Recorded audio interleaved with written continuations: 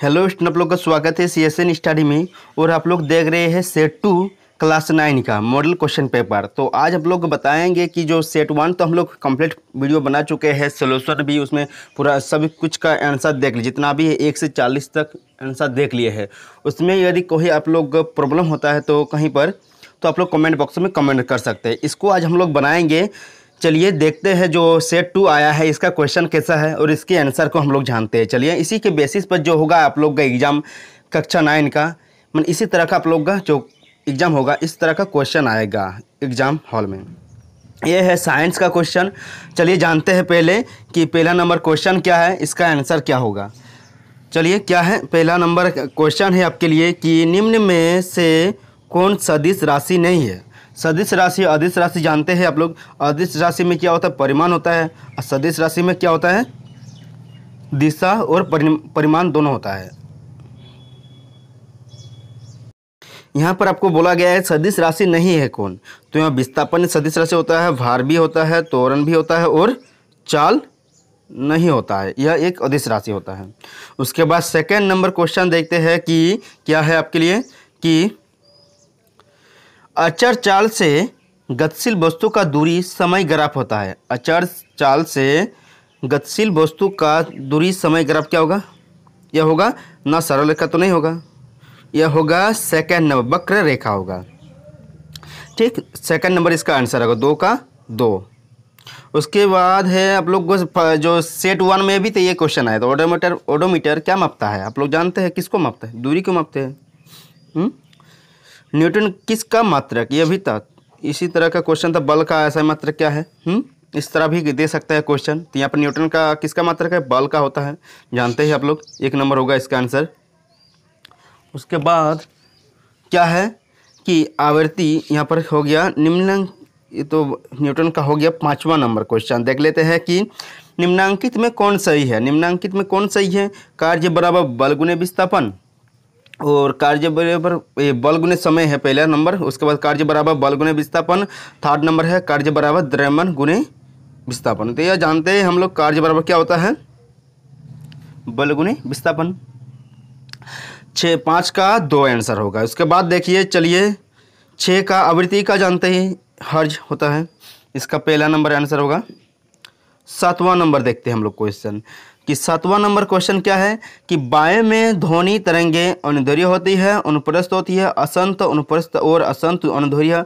या चौथा number option में है कभी अनुप्रस्थ तथा कभी अनुदैर्घ्य। तो इसका आंसर होता है वायु में जो ध्वनि तरंगे होते हैं अनुदैर्घ्य होती है, नंबर 1 इसका सही आंसर होगा। उसके बाद चलिए देख लेते हैं क्या है 8 नंबर क्वेश्चन कि आवृत्ति एन तथा तरंगदैर्घ्य लैम्डा वाले तरंग की चाल भी दी जाती है। संबंध ये तो जानते ही है, सेट 1 में भी बताया था, हम लोग जानते हैं भी बराबर क्या होता है, एन लैम्डा। तो इसका आंसर क्या होगा कि भी बराबर एन लैम्डा। ठीक, जानते हैं भी क्या है, चाल है, तरंग की चाल, एन क्या है, आवृत्ति है, और लैम्डा क्या है, तरंगदैर्घ्य है। तो इसके बाद हम लोग पलट देते हैं 9 नंबर क्वेश्चन देते हैं, देख लेते हैं क्या है 9 नंबर क्वेश्चन में कि श्रव्य ध्वनि का प्रास होता है। श्रव्य ध्वनि की ये जानते ही आप लोग, सेट 1 में भी आया था ना, 20 से 20,000 हर्ज, या 20 से ऐसे भी लिखा रहता है 20 के हर्ज। उसके बाद 9 तो हो गया, श्रव्य ध्वनि का प्रास 20 से 20,000 हर्ज। उसके बाद आ जाता है आपका 10 नंबर क्वेश्चन में क्या है, पृथ्वी का द्रव्यमान कितना होता है। आप लोग जानते हैं पृथ्वी का द्रव्यमान कितना होता है, जानते ही है 6.0 10⁻24 kg। 3 नंबर इसका आंसर सही होगा। उसके बाद क्या है, पृथ्वी के केंद्र पर 20 kg बालक का भार होगा क्या। तो जानते हैं जो पृथ्वी के केंद्र पर क्या होता है, वहाँ पर गुरुत्वाकर्षण बल शून्य होता है। गुरुत्वाकर्षण बल के नहीं होता है, जिसके कारण क्या होगा, भार क्या होगा, शून्य होगा। इसका आंसर हो जाएगा 1। उसके बाद है 12 नंबर हो गया आपका क्वेश्चन क्या है, दाब डैश राशि है। दाब क्या है, एक सदिश राशि है। क्या है, सदिश राशि, मतलब इसका 2 नंबर आंसर सही होगा। ठीक, उसके बाद चलिए देख लेते हैं हम लोग 13 नंबर में क्वेश्चन क्या है, जड़त्व का गुण प्रत्येक वस्तु में होता है, किसी भी वस्तु में नहीं होता है, केवल गतिशील वस्तु में होता है। इसका आंसर क्या होगा, जड़त्व का गुण सब वस्तु में होता है ना, क्योंकि वो अपने स्थिति का विरोध करता है, या कभी हम लोग ढकलने का विरोध करता है, या वो अपने यदि गतिशील रहेगा तो वो गतिशील के बाद वो फिर से स्थिति मतलब स्थिर नहीं होगा, जिसके कारण मतलब विरोध करता, प्रत्येक वस्तु अपने आप में विरोध करता है जड़त्व का, मतलब आप जिस स्थिति में है वैसे ही स्थिति में रहना चाहता है, यानी कि वो जैसा है उसी तरह का रहना चाहता है, ना कि उस पर ऐसा होता है। तो इसमें क्या होता है, सभी वस्तु अपने आप मतलब गतिशील करने से पहले उसको विरोध करते हैं कि गतिशील मुझे मत कीजिए। तो इसमें आंसर होगा क्या, जड़त्व में हो जाएगा, प्रत्येक वस्तु में होता है। जड़त्व का गुण किस में होता है, प्रत्येक वस्तु में होता है, सब अपने अपने विरोध करता है। कोई अगर गतिशील वस्तु है तो वो क्या विराम अवस्था में लाएंगे तो वो भी विरोध करेगा पहले। मान लेते हैं आप लोग साइकिल पर चढ़े हैं, साइकिल पर जैसे ही चढ़ेंगे, मान लीजिए साइकिल है, इस पर सीट बना देते हैं, तो यदि गतिशील है तो इसको ब्रेक लगाकर हम लोग को क्या करता है, वो अपने क्या करते हैं, वो मैंने ब्रेक लगाना पड़ता है ना, तब ना रुकता है उसको, मतलब वो जैसे मतलब गतिशील अवस्था में था तो विराम अवस्था में लाने के लिए क्या कर रहा है, वो अपना एक बल लगा रहा है। तो प्रत्येक वस्तु में होता है कि यह बल, जड़ता का गुण। तो इसका आंसर हो जाएगा आपका पहला नंबर, प्रत्येक वस्तु में होता है। उसके बाद किस अवस्था में अणुओं की ऊर्जा सबसे कम होती है, तो आप लोग जानते ही है किस अवस्था में अणुओं की ऊर्जा सबसे कम होती है, ठोस में। ठोस में होता है, इसीलिए गैस के तो पूरा ऊर्जा होता है, इसीलिए चारों तरफ घूम रहा है। द्रव का भी होता है, उसका सबसे कम ऊर्जा होता है किसमें, ठोस। 10 डिग्री सेल्सियस तापक्रम बराबर है, तो आप लोग जानते हैं 10 डिग्री सेल्सियस प्लस 273 जोड़ेंगे कितना होगा, हम लोग केल्विन में बदलने के लिए क्या करते हैं 273 से जोड़ देते हैं, तो क्या होगा, केल्विन बदल गया, तो इसका आंसर होगा 283 केल्विन। ठीक, 15 का 2 आंसर। उसके बाद चलिए देख लेते हैं, निम्नलिखित में द्रव में कौन अनिश्चित है, तो हम लोग जानते हैं आकार निश्चित होता है। मान लीजिए एक बाल्टी है, ये क्या है, ग्लास है, ये बाल्टी है, इसमें पानी इसमें यदि भरेंगे, मान लिया इसमें पानी भर रहे हैं, ठीक, इसमें भी पानी भर रहे हैं, तो क्या होगा, पानी जब गिलास में गया तो गिलास का आकार ले लिया, जब बाल्टी में गया तो बाल्टी का आकार ले लिया, तो अनिश्चित क्या होता है, आकार अनिश्चित होता है। इसका आंसर होगा क्या, 2 नंबर। उसके बाद 17 नंबर होगा, जल के अणु में हाइड्रोजन एवं ऑक्सीजन के भार का अनुपात होता है, आप लोग जानते हैं कितना होता है, H2O 2 इसका, और ये कितना होता है 16, इसको काटेंगे कितना होगा 1:8, 1:8 होता है ना, इसका आंसर हो जाएगा 2 नंबर, 1:8। ठीक, इसका आंसर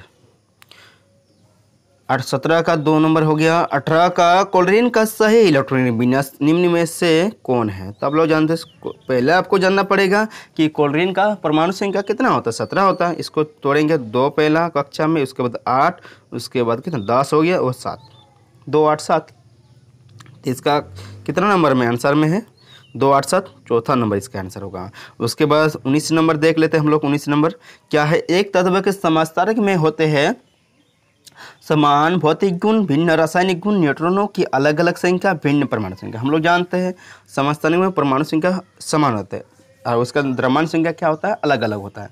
इसका क्या होगा, तीसरा नंबर, क्योंकि न्यूट्रॉन का अलग अलग संख्या होती है इसीलिए ना, उसका क्या होता है, द्रव्यमान संख्या भिन्न भिन्न होता है। 19 का तीसरा नंबर 19 का हो गया। अब चलिए आगे बढ़ते हैं, हम लोग आगे बढ़ते हैं। क्या है, किसी तत्व के परमाणु में 18 न्यूट्रॉन एवं 17 प्रोटॉन है, तत्व का परमाणु द्रव्यमान क्या होगा, 18 + 17 कितना होगा, न्यूट्रॉनों की संख्या और प्लस प्रोटॉनों की संख्या की योग के क्या कहते हैं हम लोग, द्रव्यमान संख्या। 18 17 कितना होगा, 35, तो 35 कितना नंबर में है, चौथा नंबर में। इसका आंसर हो गया चौथा नंबर 35। उसके बाद क्या है देख लेते हैं, चलिए। हाइड्रोजन परमाणु में कौन सा कण नहीं होता है, तो आप लोग जानते हैं हाइड्रोजन परमाणु में जो होता है क्या नहीं होता है, न्यूट्रॉन के कण नहीं होते हैं। इसका आंसर हो गया 21 का 2। केनाल किरणें किसका किरण पुंज है? हम लोग जानते हैं धनावेशित विकिरण होता है, तो इसका आंसर होगा, ये तो सेट 1 में भी था ना। देखिए इसी तरह का क्वेश्चन आएगा आपके एग्जाम में, तो बढ़िया से कर लीजिएगा, सब कुछ याद कर लीजिएगा, ताकि इसी तरह का क्वेश्चन आएगा तो आप लोग बना पाएंगे, आपका फुल बाय फुल मार्क्स आएगा, साइंस में आप लोग का छूटेगा नहीं। केनाल किरणें क्या किसका किरण पुंज है? प्रोटॉन का। ठीक। अतिचारण का संबंध है, अतिचारण मतलब क्या? मतलब अधिक चरा देंगे भेड़ बकरी गाय को तो क्या हो जाएगा, उस जगह पर मिट्टी, जब वर्षा आ गई जल से क्या होगा, मिट्टी कटा होगा, तो इसको क्या कहते हैं? मृदा अपरदन से। अतिचरण का संबंध है मृदा अपरदन से। उसके बाद है 24 नंबर, क्या है 24 नंबर? पृथ्वी की सतह पर कितना जल पाया जाता है? वो तो जानते हैं, कितना % पाया जाता है? पृथ्वी के 70% पाया जाता है। उसके बाद चलिए हम लोग आगे देखते हैं। 25 नंबर क्वेश्चन देख लेते हैं। 25 नंबर क्वेश्चन क्या है? एवोगाड्रो संख्या का मान होता है, आप लोग जानते हैं कितना होता है? 6.02 × 10⁻23 मोल। यहाँ पर आंसर होगा 1 नंबर।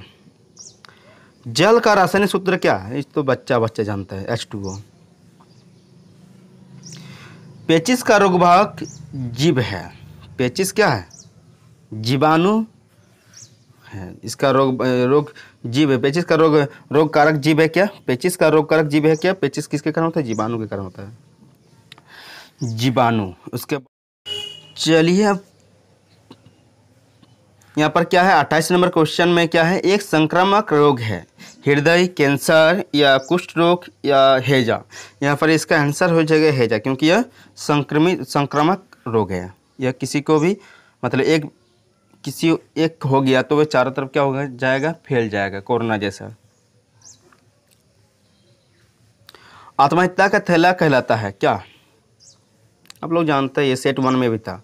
लाइसोम को आत्महत्या का थैला कहलाता है।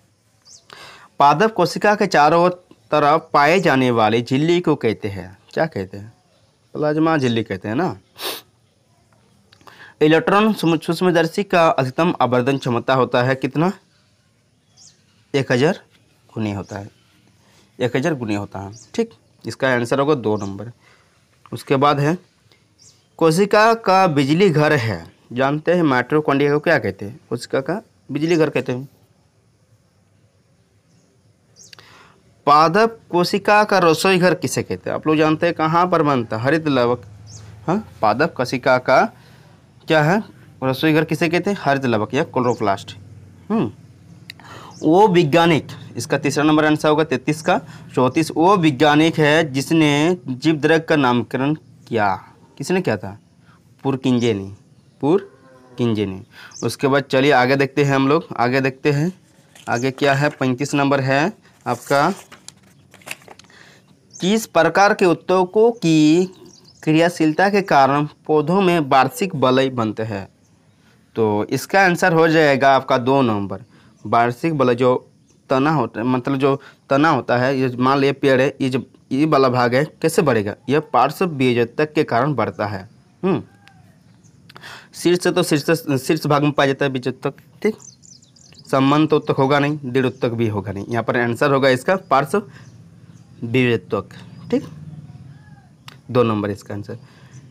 ट्रेकिड्स पाए जाते हैं, किसमें पाए जाते हैं? ट्रेकिड्स पाया जाता है जाइलम में। ठीक, क्या रखिएगा आप लोग।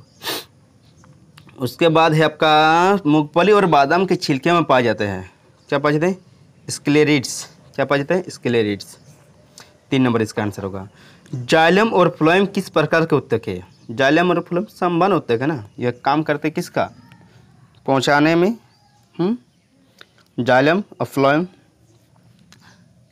मतलब ये इसका संवहन कार्य करता है, ले जाने आने में। जैसे किसी पत्तियों में बने भोजन को क्या करता है? फ्लोएम द्वारा सभी डालियों पत्तियों जहाँ पहुँचाना है, जहाँ भोजन की कमी है वहाँ तक पहुँचाना है। और जाइलम क्या करते हैं?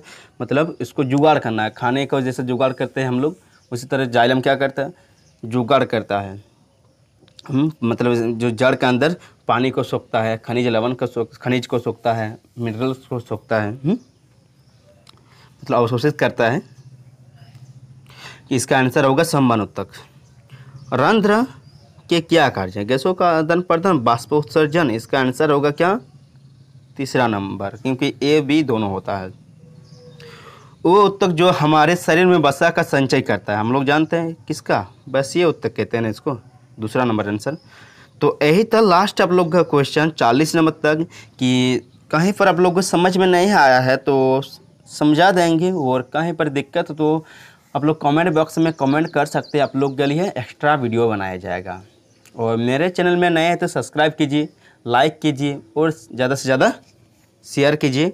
और चैनल से जुड़े रहने के लिए थैंक यू।